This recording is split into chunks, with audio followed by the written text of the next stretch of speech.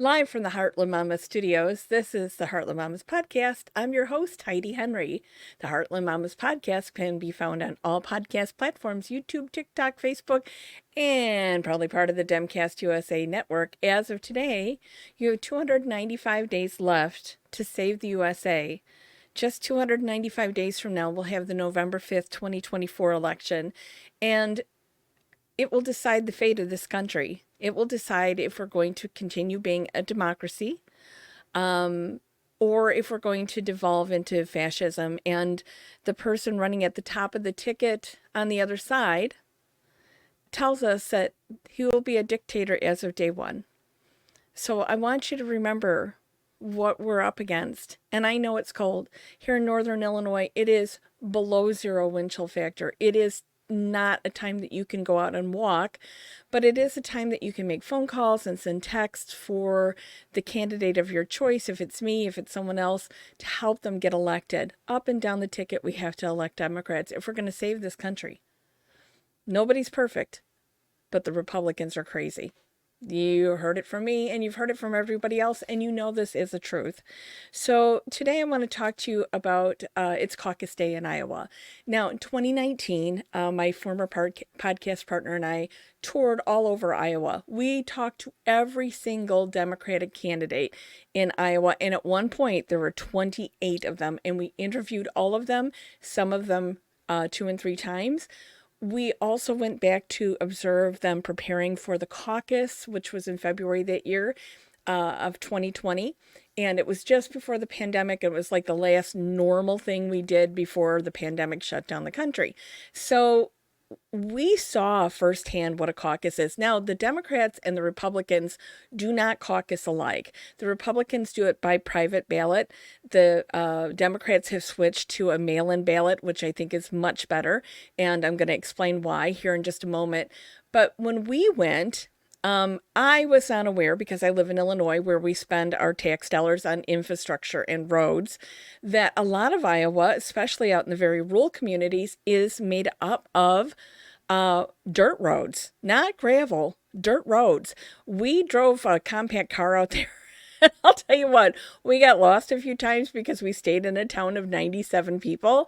And it was wonderful. I mean, I cannot tell you what a wonderful experience 2019 and the early part of 2020 was for my podcast partner and I, and all of our adventures, everything from a MAGA rally to attending the Iowa caucus. It was about the last thing we did. And, where we went out in the field.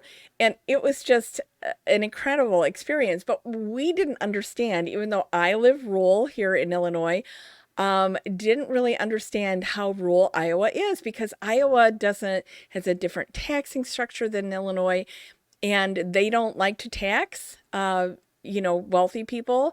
And so their infrastructure is terrible.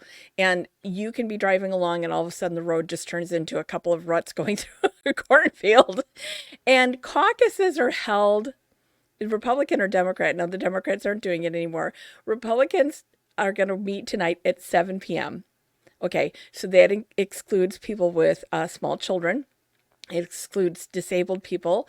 It's going to exclude elderly people. It's going to exclude people without vehicles, because there's a couple hundred places where people get together in caucus.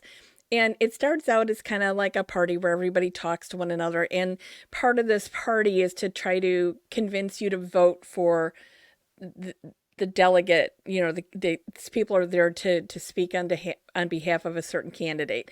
So they're going to try to get you to come over to their team. All right. So out in Iowa today, with these roads that are not really roads compared to Illinois standards, it'll be dark. It'll be slippery. It'll be 35 below zero wind chill factor. No elderly person's going to go out because they're going to break a hip.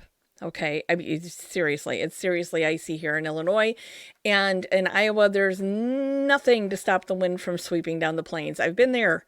Been all over Iowa, and it's a beautiful state. I wish it was the wonderful state it used to be, but they've really gone downhill. I mean, their education standards, their health standards, Iowa's a mess right now. But the perfect place for Republicans to be, because number one, it's 88% white. in Iowa. 88% white. Now, only 3% of the people that live in Iowa are black, but they make up 25% of their prison population. Gee, I wonder why that is. Anyway, so you have a lot of white people, 88%.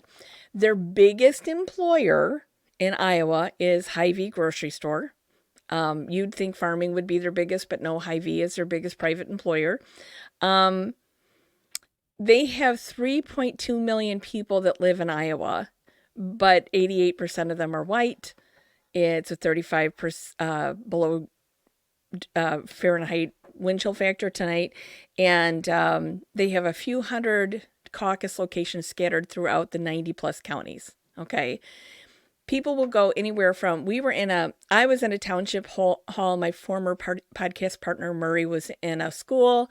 I was in this town of 93 people at their caucus, and it was very interesting. See, with Democrats, when we caucused, we would, you'd have to openly vote. You would go sit at the table for this candidate or that candidate or the other candidate, and then only the top ones go on. So then all the ones that didn't get included have to come over to another table to be counted, and some of them walk out the door. At the time that we were in the Iowa caucus, Joe Biden did not do very well. So he was not the guy. And, it was kind of a thing between Elizabeth Warren and Bernie Sanders, really. But there was a lot of people running. And it was a very interesting thing to observe. Like I said, we had no dog in the hunt, no vote. We were just there to observe, and it was fascinating. The Republicans will do everything by secret ballot after they have this conflab where they all talk. But the estimates of who's going to be there tonight is they'll have between a 1% and 3% turnout. And the reason I talk to you about this is because everybody's putting so much value on the Iowa caucus. And I'm here to tell you that 1% to 3% of a mostly white state in the middle of the country in a terrible weather conditions is not going to give you an accurate result of how people are thinking. Not at all. I just don't even know how we put any value on this because nobody knows. And it doesn't even matter how it's going to turn out. Nobody knows who's going to come at 7:00 on a dark, cold, bitterly cold night. You've got to drive these rural country roads to get out there to vote in this caucus. It's just the most ridiculous. Like I said, we loved all the caucus people we met. I've never seen people work so hard. But at 7:00 on a winter's day to get together to make a decision on who gets to be president is mind-boggling to me. I don't know how you even think that should be a thing. I mean, I could see back in the colonial times when it was hard to get together, but we have all kinds of electronics and full days and mail-in voting. I think that's a better indicator because it includes more people. This only includes people who are going to be willing to drive tonight in this cold or able to drive tonight and don't have to work or don't have small kids. They're going to be the ones that could decide everything for the country. It's just so... Anyway, but I want you to realize tonight, whatever the results for the Iowa caucus are on this wonderful Martin Luther King Day, it isn't a good indicator of how the country is thinking or feeling. And I don't think we should put too much credence in it. So that's where I'm at, as far as the caucus goes. Bully for those who are going to go out today. But I'm telling you, it's not going to be enough people to really decide. It's going to be whoever has delegates that are free at 7:00, able to withstand the cold, and can have some four-wheel drive vehicle or snowmobile to get to the caucus to vote because it's just terrible. It's ridiculous, and it needs to go away. So the Iowa Democrats have done away with it. Iowa Republicans, it's time for you to do away with it too. It's just so limiting. Anyway, so from the edge of the Great Red Divide, this has been the Heartland Mamas podcast. I'm your host, Heidi Henry. Remember to vote blue no matter who. And tomorrow we've got some more dictionary words to go through. So you take care. See you later. Bye-bye.